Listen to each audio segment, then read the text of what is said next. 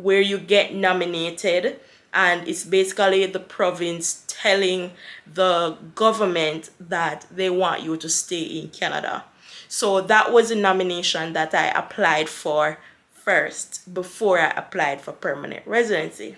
So for that portal, they basically asking me stuff like my eye color. They were asking me where do I live. I needed to declare that I was living in Canada, and it's a lot of things to fill out, and that was a lot. They give you like a IME number, which is your immigration medical exam number. I'm going to do a whole video about the cost for permanent residency, but for him to just do that, like breathe in, breathe out, breathe in, breathe out, and that's it, that alone was like $600. I'm thinking that probably some of you will be asking like how difficult it is to get permanent residency and things like that. And to be honest, once you have all of the documents and you didn't like commit like any crime, you don't have a criminal record, and you don't have anything like anything negative in your past that you did that would be online, or once you don't have anything that is so serious, maybe bankruptcy if you're not like severely ill, once you don't have any of those things,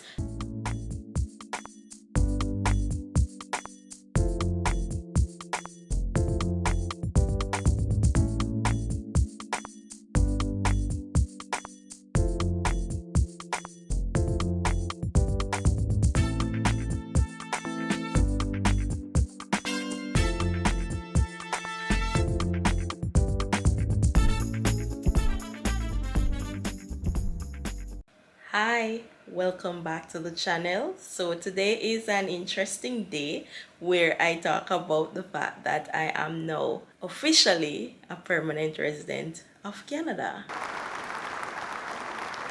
If you've been here for a while, you would know that I came to Canada as an international student, and then I got a work permit after studying in Canada, which is a postgraduate work permit, and now I am a permanent resident of Canada. So my journey started as an international student in Canada to now being a permanent resident. Now, today, what I'll be talking about is my entire journey of becoming a permanent resident in Canada, what has been my experience, and just tell you more about the whole permanent resident process. Now, I have planned multiple different videos that I plan to do about permanent residency and go through all the immigration pathways in terms of how to travel to Canada as a permanent resident and things like that. I already have planned ahead, but today I'm just going to be talking more so about the timelines and specifically about my journey towards permanent residency. It's so weird talking about this because it's like, am I really a permanent resident? So I don't know, I guess it's a beginner feeling of permanent residency. Physically, like day to day, there's no difference with getting a permanent residency, but over time I can see how permanent residency is going to change my plans, and just the fact that I'm permanent resident, that means that I am going to be here forever. So yeah, it's an amazing feeling. I got permanent residency yesterday. This video is not in real time, but I'm recording it. I'm pre-recording the video now, even though I'm not going to be posting the video right now. So right now is actually mid-December, but when I post this video, it's probably 2024 by now and the new year. But I wanted to do this video now because permanent residency is very new, it's fresh, like it just happened yesterday. So that is why I wanted to do it today. So where did my journey start? So my journey to permanent residency started back in, I would say, since high school, when I was 16 years old and I saw that brochure about coming to Canada as a worker and being able to come to Canada for a summer job, and I couldn't afford it. I couldn't even afford the plane fare. That was where I would say my journey started. My interest slowly built up from there, where I was interested in traveling to Canada starting back then. So it's a long time ago that this journey has started. Then afterwards, I came to Canada as an international student, and that was in January 2020 that I came to Canada as an international student, and I did my bachelor's degree in business administration. So that's where the physically being in Canada started.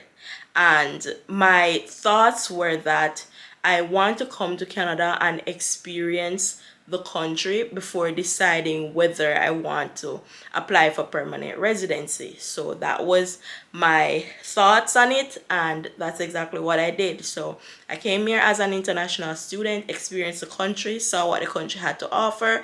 I was able to work while I was studying and things like that, and I really appreciate the fact that I was able to go through being a temporary resident and not just coming to Canada directly as a permanent resident, because it allows me to have multiple perspectives in terms of both knowing the process of temporary resident as well as knowing the process of permanent residency. Last year, when I say last year, in 2022, towards the end, in November of 2022, is when I made the application to apply for provincial nomination. No, provincial nomination is a nomination that is in quite a few provinces in Canada. I don't think it's every single province, but many provinces has this, where you get nominated, and it's basically the province telling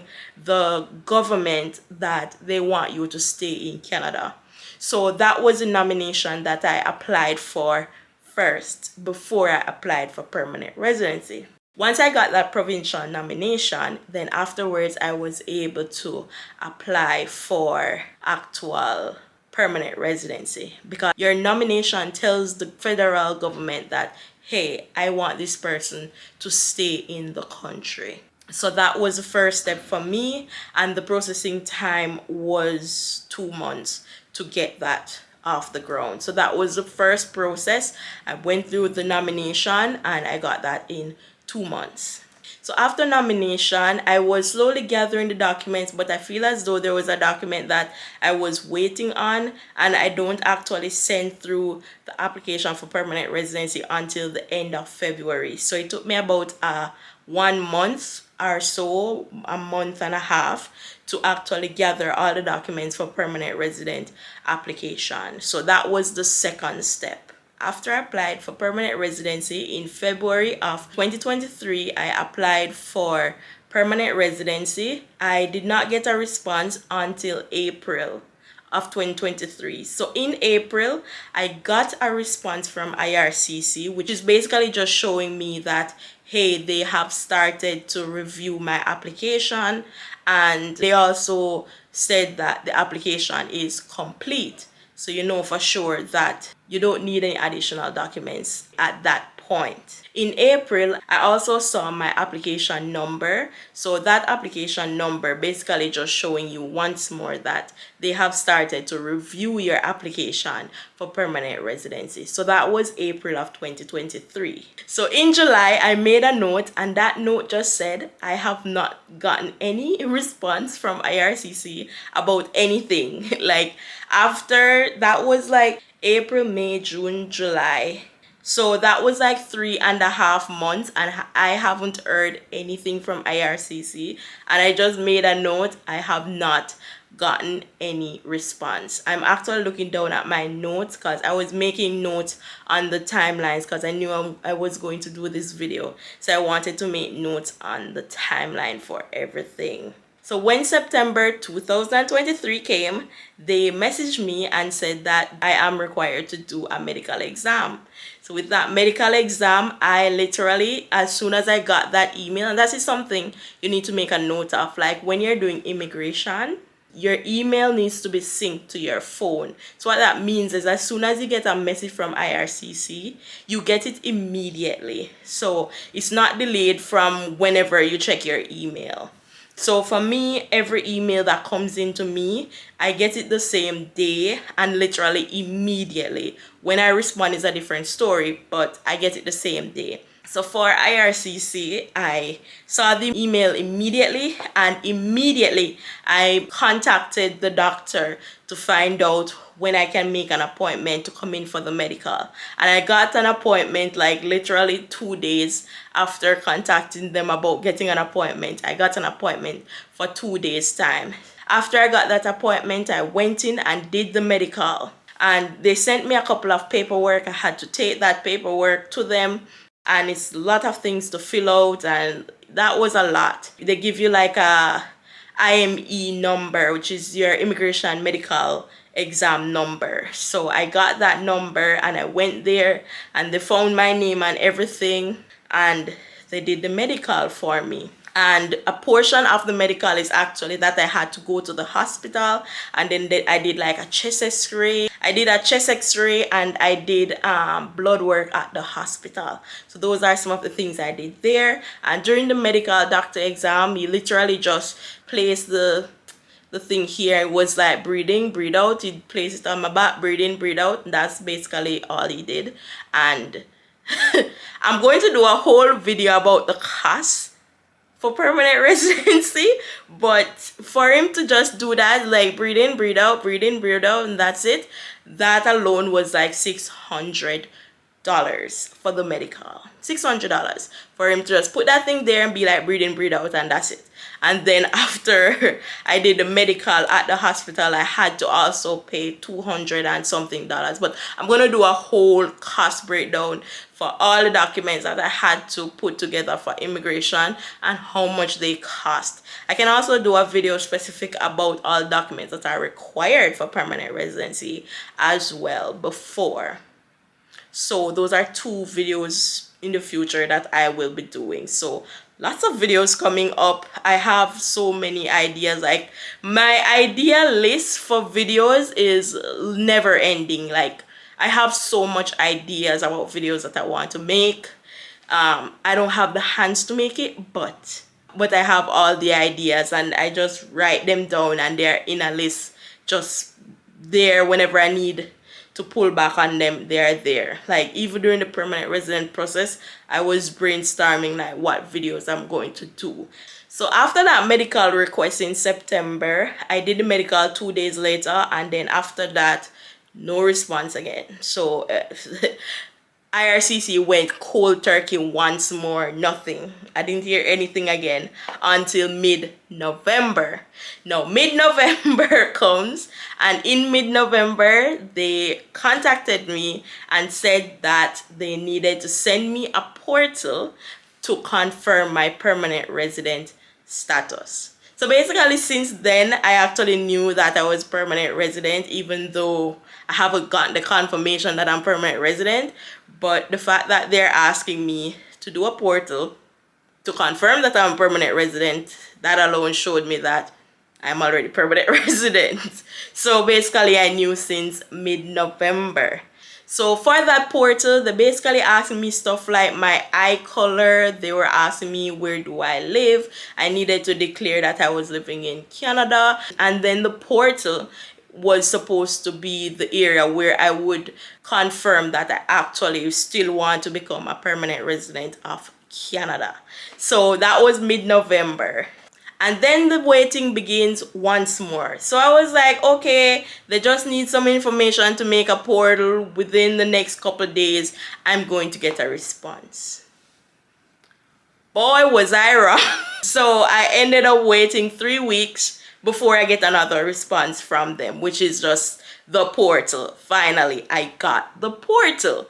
So when I got that portal, I just needed to go on it. It asks like to declare that I'm living in Canada, and I needed to add a photo, a permanent resident photo, to get my card. So I needed to add that photo and one more thing. And there was something else that I could do in that portal as well, but I don't remember right now. But yes, so those were the things. Oh, and the third thing was to confirm that I was still interested in becoming a permanent resident. Okay, all right, bye. Okay, where was I don't remember. I have no idea where it was. uh I just got a call. So all this time, I still haven't gotten a confirmation that I was permanent resident, even though they were sending me all these ports and all these things, and it was taking so many weeks at a time. I still didn't get the confirmation. So afterwards, they finally sent the portal where they asked me to provide a photo for permanent resident card. And then the following email was an email that was 2 weeks after they requested the information, and I provided it. 2 weeks later, they finally sent me the document. Well, first it was an email. The email said, "Congratulations, you are now a permanent resident of Canada." So with that email, I got the email. Like, I didn't need anything else, but then I was like, let's just make sure this is real. Go on the portal and go log in and make sure that I have the document there. So basically they were like, go into your portal, log in, and then you will get the COPR, which is just confirmation of permanent residency, and you get it electronically if you're inside of Canada, and it's kind of different if you were outside of Canada. So the process inside of Canada is different from the process outside of Canada. So yeah, so I got that document and I downloaded it, and yeah, that's my confirmation of permanent residency. So yeah, officially a permanent resident of Canada. I'm thinking that probably some of you will be asking like how difficult it is to get permanent residency and things like that. And to be honest, once you have all of the documents and you didn't like commit any, you didn't commit like any crime, you don't have a criminal record, and you don't have anything like anything negative in your past that you did that would be online, or once you don't have anything that is so serious, maybe bankruptcy if you're not like severely ill, once you don't have any of those things, then you're good. Like, you should be able to get permanent residency. It should be a smooth process for you once you don't have any of these things. In terms of easy, I'm just talking about whether or not you get it. But in terms of like thinking, about like the past and thinking about the whole process, the cost was a big thing. Like, it's a lot of money. I'm going to do a cost breakdown in the future for you, which is a cost breakdown of how much it costs to become a permanent resident. Because as I said, just the medical alone was like $800. That's just the medical. The PR application is like 1,500 something. That it's a lot of money. It's a lot of money. So because of that, I definitely want to do a cost breakdown so you see what you're getting yourself into. And I'll also do that video that I said about what are the documents required to apply for your permanent residency, so you can gather those documents within a year of planning to apply for it. Thank you so much for watching. I hope you enjoyed the video. I hope it was helpful in some way for you. Maybe you are on your permanent resident journey and you want to know more about it. Maybe you are an international student and you want to know about someone who have been through the process just recently. Then this was the right video for you. I hope you enjoyed it, and I wish you a happy new year. I don't know when I'm gonna be posting this video, but happy new year nevertheless, and I'll see you in my next video. Bye.